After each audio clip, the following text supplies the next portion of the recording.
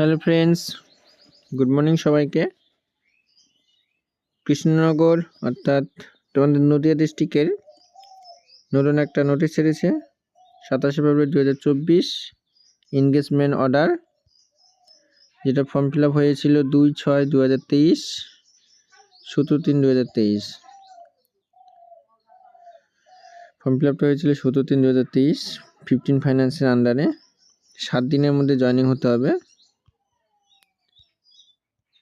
তো আমরা দেখে নেব কে কে সিলেক্টেড হয়েছে। স্টাফ নার্স UHWC, শুধু আইডি নম্বরগুলো দিয়েছে, তোমরা আইডিগুলো দেখে নাও কার আইডি হতে পারে।